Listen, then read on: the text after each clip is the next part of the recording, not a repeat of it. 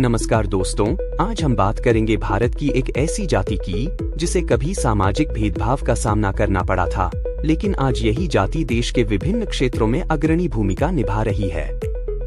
हम बात कर रहे हैं महार जाति की, जिनके लोग आज शिक्षा, प्रशासन, सेना, न्यायपालिका, संस्कृति और विज्ञान जैसे क्षेत्रों में उत्कृष्ट योगदान दे रहे हैं। इस जाति के इतिहास और योगदान को जानने की शुरुआत करते हैं। कैसे हुई है महार शब्द की उत्पत्ति? महार शब्द की उत्पत्ति को लेकर विभिन्न विद्वानों के बीच मतभेद हैं। समय और क्षेत्र के अनुसार इस समुदाय को अलग अलग नामों से पहचाना गया है।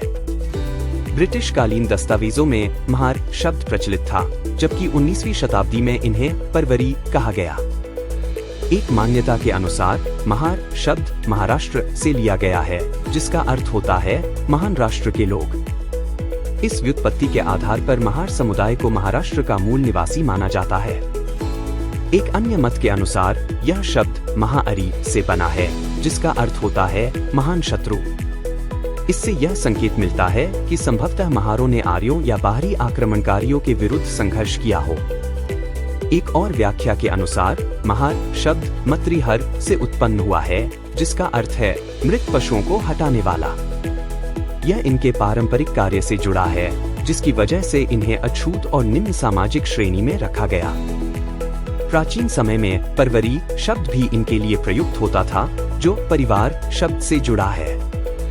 इसका तात्पर्य ऐसे लोगों से था जो गांव की सीमा के बाहर रहते थे, लेकिन गांव की व्यवस्थाओं पर निर्भर होते थे। इसके अतिरिक्त कुछ पारंपरिक नाम जैसे काठी वाले, लाठीधारी, भूमिपुत्र, भूमि से जुड़े लोग और मिरासी स्थानीय जमींदार भी प्रचलित थे, जो इस समुदाय की विविध सामाजिक भूमिकाओं को दर्शाते हैं। कुछ शोधकर्ताओं के अनुसार महार शब्द अपेक्षाकृत नया है और इसका पहला ज्ञात उल्लेख 1100 ईस्वी में संत ज्ञानेश्वर द्वारा रचित ज्ञानेश्वरी ग्रंथ में मिलता है। महारों का प्राचीन इतिहास क्या है? महार समुदाय खुद को पांडवों या नागवंशी से जोड़ते हैं, जिससे वे खुद को प्राचीन शक्तिशाली वंश का हिस्सा मानते हैं। पारंपरिक रूप से वे गांवों के रक्षक और प्रशासनिक भूमिकाओं में रहते थे। इस प्रकार उनकी ऐतिहासिक स्थिति और उत्पत्ति बहस का विषय बनी हुई है, जिसमें सांस्कृतिक गौरव और सामाजिक प्रतिष्ठा को स्थापित करने के प्रयास दिखाई देते हैं। महारों का मध्यकालीन इतिहास क्या है? मध्यकाल में महारों ने दक्कन, बहमनी और मुगल सेनाओं में सैनिकों के रूप में सेवा दी। 14वीं शताब्दी में संत चोखामेला और उनका परिवार अपनी भक्ति रचनाओं से प्रसिद्ध हुए। 17वीं शताब्दी में महारों ने शिवाजी की सेना में बहादुरी से भाग लिया। ग्रामीण अर्थव्यवस्था में वे बलतुका प्रणाली के तहत चौकीदार, संदेशवाहक और कोतवाल जैसे कार्य करते थे और बदले में उपज का हिस्सा पाते थे। 1475 में बहमनी सम्राट ने सोमवंशी महारों को 52 अधिकारों का चार्टर प्रदान किया, जो सामाजिक मान्यता का संकेत है। हालांकि उनके कार्यों ने सामाजिक पदानुक्रम में उन्हें निम्न स्थान भी दिलाया। महारों का ब्रिटिश कालीन इतिहास क्या है? महार रेजिमेंट। ब्रिटिश शासन के दौरान महार समुदाय ने भारतीय सेना में महत्वपूर्ण भूमिका निभाई। 1818 में भीमा कोरेगांव की लड़ाई में महार सैनिकों ने ब्रिटिश ईस्ट इंडिया कंपनी की सेना के साथ मिलकर मराठा सेना को हराया।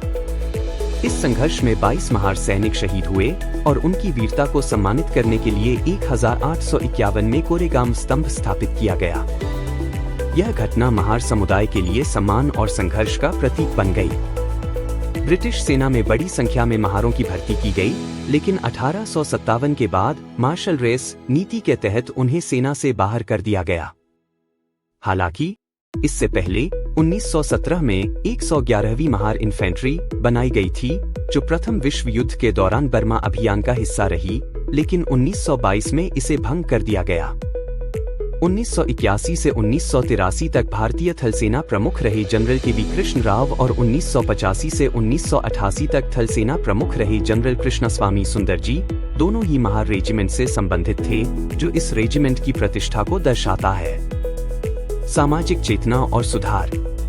ब्रिटिश काल में महार समुदाय ने सैन्य सेवा के साथ साथ सामाजिक और राजनीतिक जागरूकता में भी सक्रिय भूमिका निभाई। ज्योतिराव फुले ने 1873 में उन्हें संगठित किया शाहूजी महाराज ने 1918 में महार वतन प्रथा खत्म की और डॉक्टर अंबेडकर ने शिक्षा व बौद्ध धर्म के जरिए उन्हें आत्मसम्मान व पहचान दिलाई। परिणाम स्वरूप महार समाज सामाजिक, शैक्षणिक और राजनीतिक रूप से सशक्त हुआ। महार और चमार क्या ये एक ही हैं? नहीं, महार और चमार अलग अलग समुदाय हैं, हालांकि दोनों अनुसूचित जाति में आते हैं और ऐतिहासिक रूप से अछूत माने गए हैं। उनके पारंपरिक पेशे अलग थे। महार चौकीदारी, संदेशवाहन और शव हटाने का काम करते थे, जबकि चमार चमड़ा और जूते बनाने का कार्य करते थे। महार मुख्यतः महाराष्ट्र में रहते हैं, जबकि चमार उत्तर भारत में होते हैं।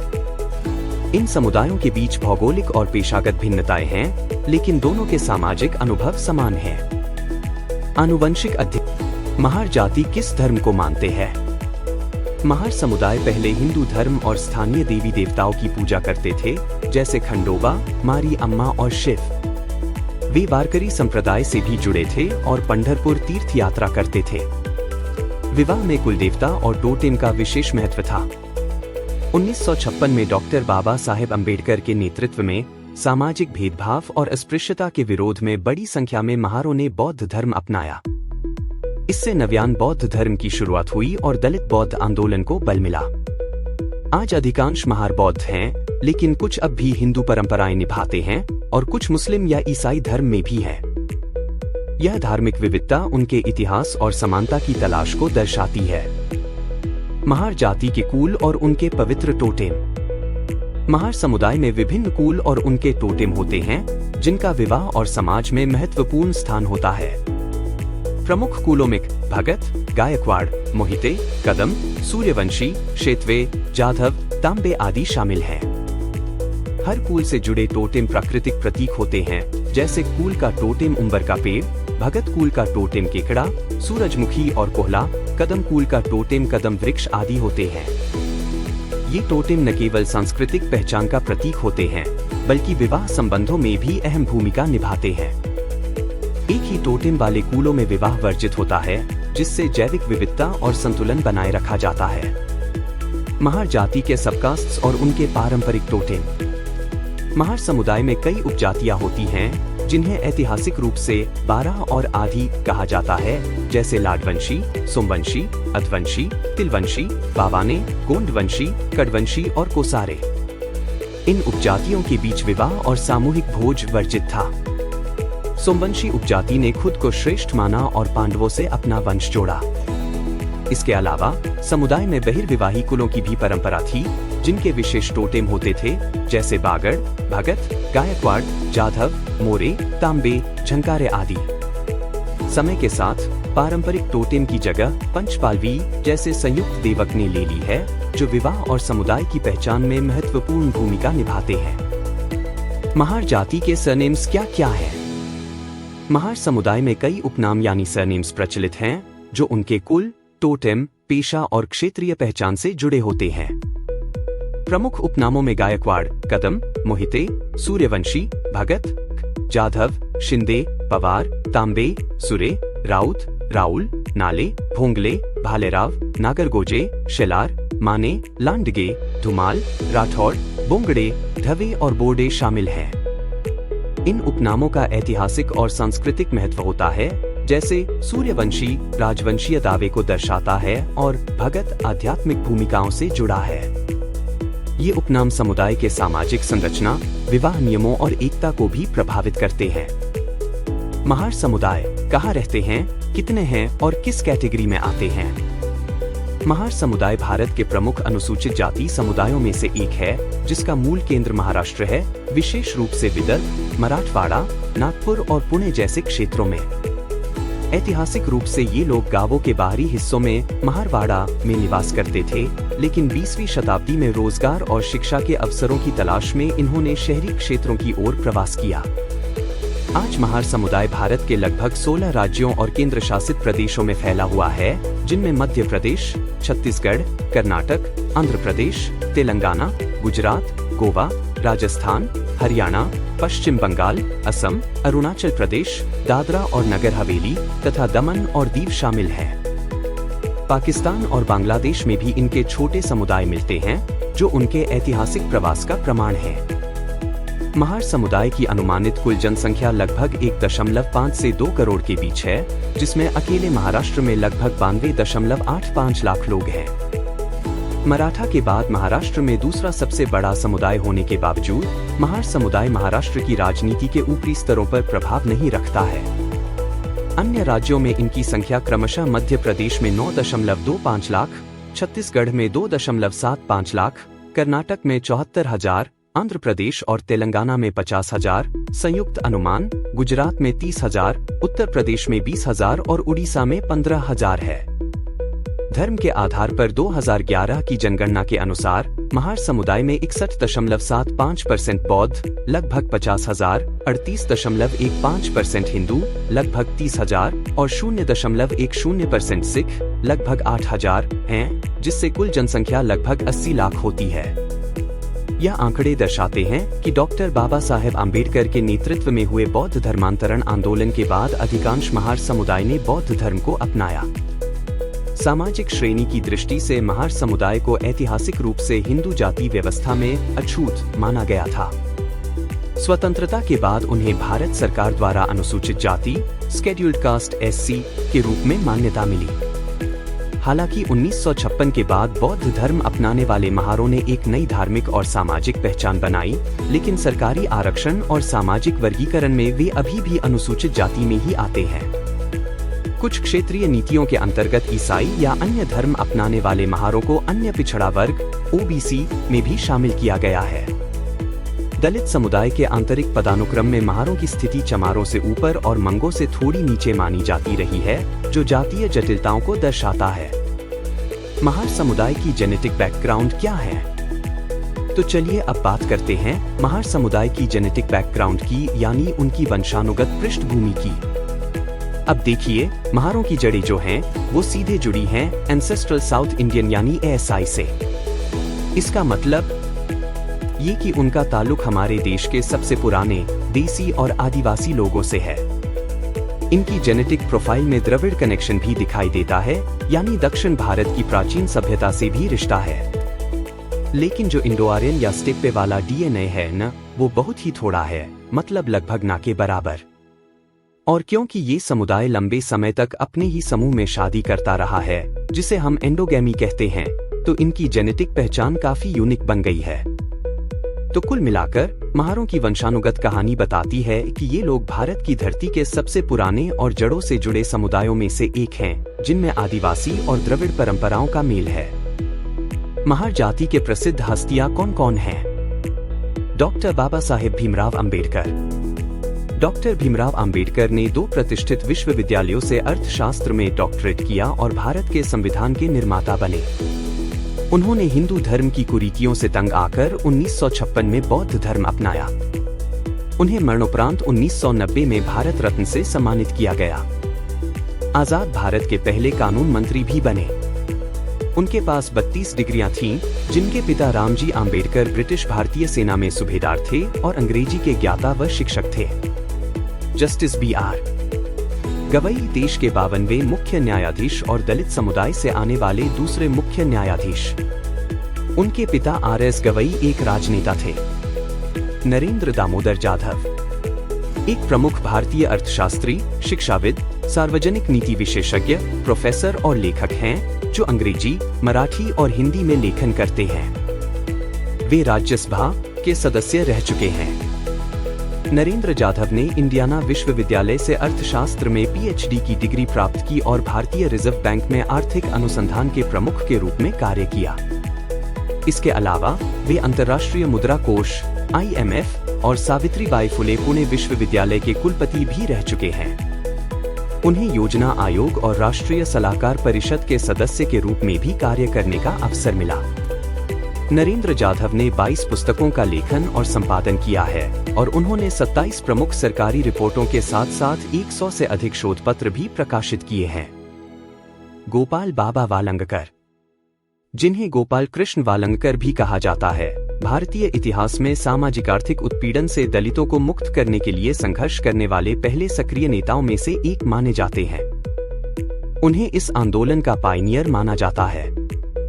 उन्होंने उत्पीड़न को समझाने के लिए एक जातिवाद सिद्धांत विकसित किया और वाइटल विध्वंसक नामक मासिक पत्रिका प्रकाशित की, जिसका उद्देश्य ब्राह्मणवादी परंपराओं और विचारधाराओं को चुनौती देना था।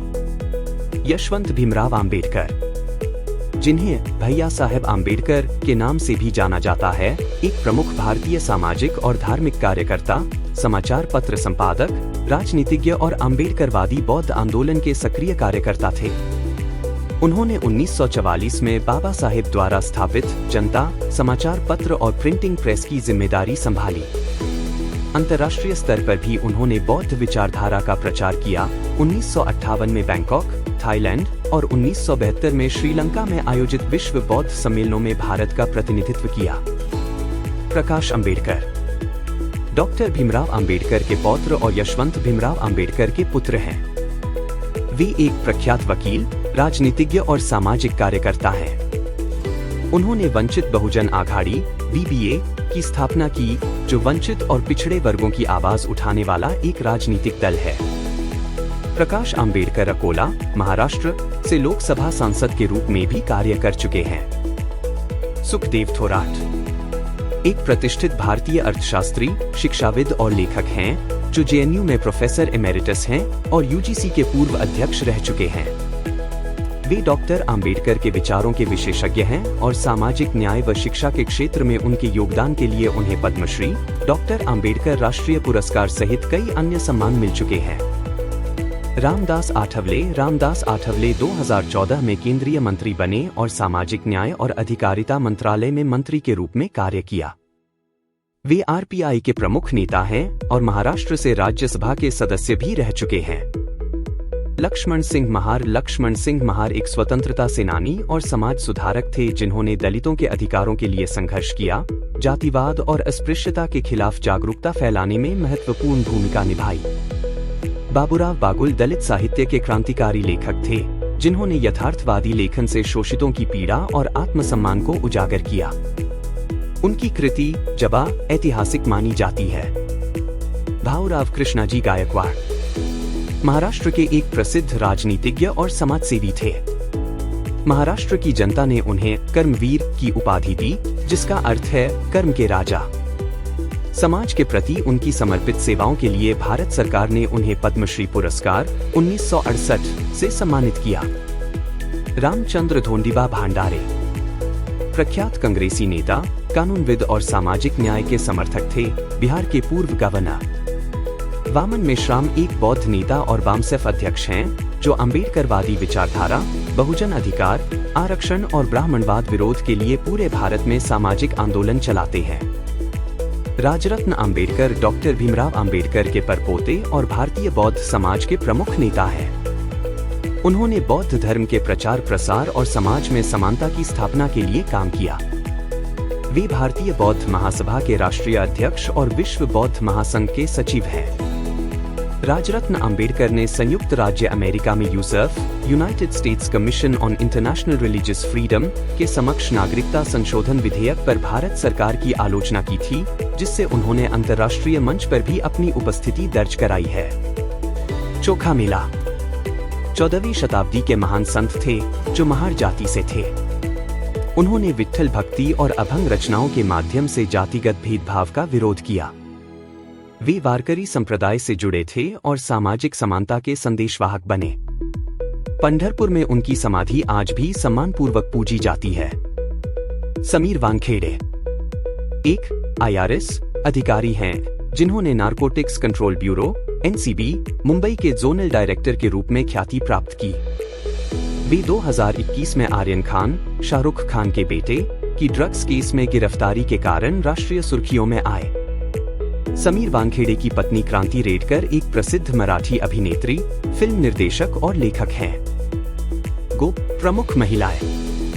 शांताबाई दानी एक प्रमुख समाजसेविका, लेखिका और राजनीतिज्ञ थी। उन्होंने दलितों को विधानसभाओं में प्रतिनिधित्व दिलाने के लिए आंदोलन किया और सत्याग्रह में भाग लेने पर यरवदा जेल गईं। 1946 में पूना समझौते के विरोध में प्रदर्शन किया। वे डॉक्टर आम्बेडकर के नेतृत्व में सक्रिय रहीं और महाराष्ट्र विधान परिषद की सदस्य रहीं।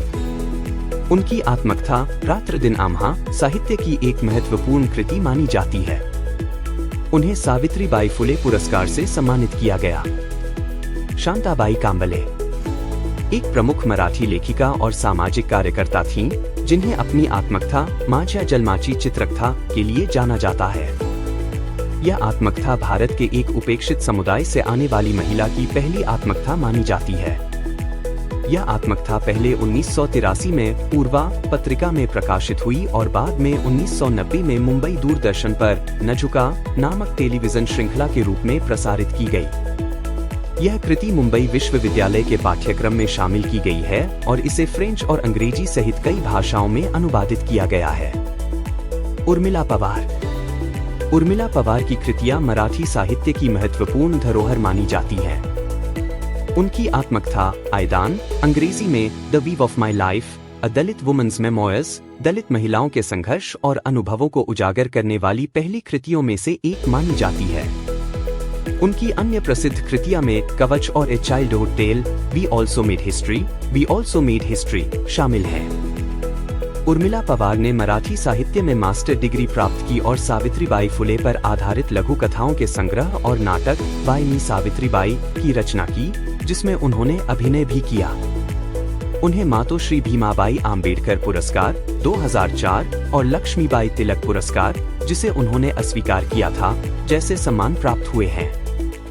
बीबीताई कांबले महाराष्ट्र की प्रसिद्ध लेखिका और सामाजिक कार्यकर्ता थीं, जिन्होंने डॉक्टर आम्बेडकर के आंदोलन में सक्रिय भागीदारी निभाई।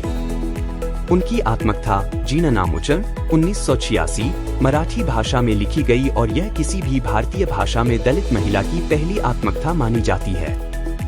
इसका अंग्रेजी अनुवाद द प्रिजन्स वी ब्रोक शीर्षक से माया पंडित द्वारा किया गया, जिसे 2008 में ओरिएंट ब्लैक स्वान ने प्रकाशित किया।